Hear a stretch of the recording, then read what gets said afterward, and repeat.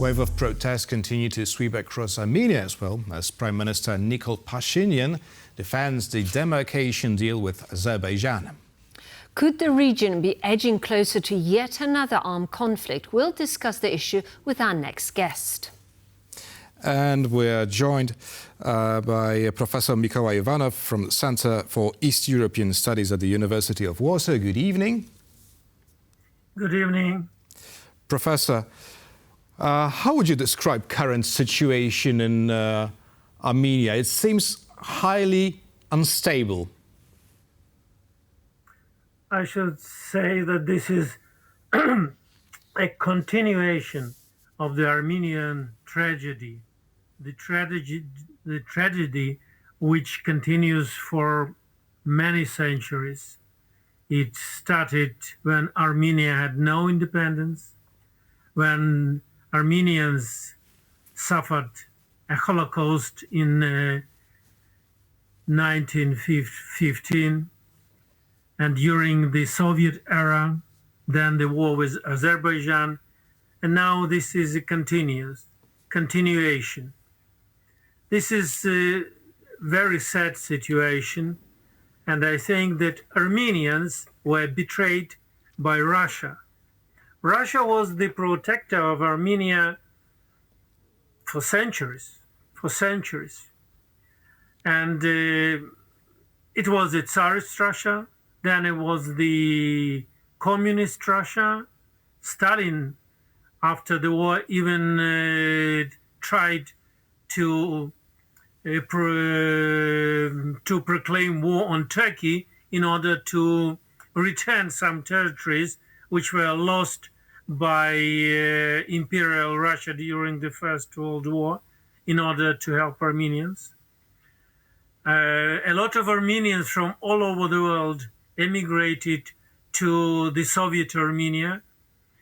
And I think that this small independent Armenia, which we have now, this is, I think, only 1/10 of the historic Armenian territory. And only half of Armenians, or even less of Armenians, live in their motherland, in Armenia itself. The rest live all over the world, like Jews. That is why the situation is very bad, because Russia now is engaged in a war against Ukraine. This is aggression against Ukraine. And Putin would like to regard Armenia as a puppet. And he would like that to have in Armenia the government which is completely subordinated to his will and to his policy. And when Pashinyan started to provide an independent policy of Armenia, this was to a certain extent a death sentence to Armenian Republic. Russia betrayed Armenia. Russia did nothing in order to protect Armenia during the war in Karabakh. And now when Armenia is trying to find its new way to have a common policy with the European Union, they don't say anything about NATO, only about the European Union. In Moscow, Putin and his subordinates, they regard Armenia as a country which tries to betray Russia. That is why the situation is very bad. Armenia is about 5 times smaller than Azerbaijan in population and in territory. The economic potential also cannot be compared. The military potential of Armenia is less than Azerbaijani, and Azerbaijan has a very, very strong ally. This is Turkey. Turkey gives Azerbaijan money, military equipment. This is the most sophisticated military equipment. And Russia has no possibility to give some help to Armenia. That is why the situation in Armenia today is very bad, very dangerous, and I think is not stable. And it is very difficult to predict what will be in Armenia in a month, in a year, or in future. Professor Ivanov, you so skillfully explained the historical background of the conflict, but are we to believe that the current intensification of a conflict right now, a week before European elections, is that coincidence?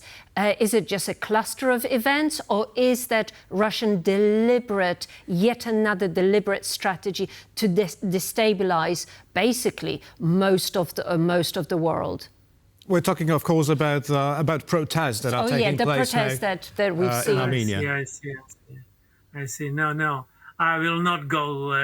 Of course, Russia would like to do something against the elections in Europe, in many countries of the European Union, especially in Poland. Today there was an attack on the Polish computer system, and also. But I think in Armenia this is to a certain extent a coincidence, because it's very difficult just to say that this is the strategy of Russia and this is the same strategy in Armenia, in Europe, and all over the world, because we cannot have to find something in common between the European election and the situation in Armenia.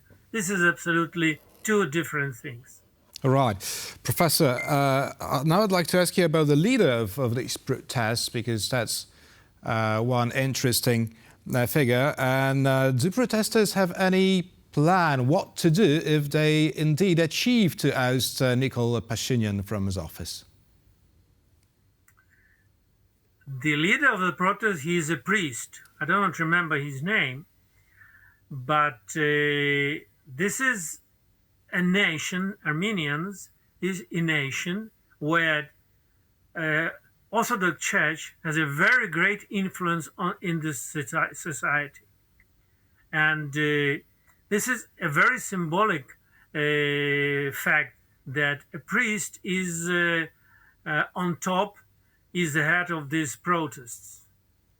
And Armenians, this is a very proud nation, I would say. They didn't have a superiority over Azeris 30 years ago when they conquered 20% of the Azeris territory, but they won this war 30 years ago mainly because they were very strong in spirits. Mm-hmm. Because they fought for their own land, and now they feel that their soul, to a certain extent, is humiliation. They feel a great humiliation in Armenia today, and that is why Pashinyan won the elections 1 year ago, and it was a landslide victory to a certain extent.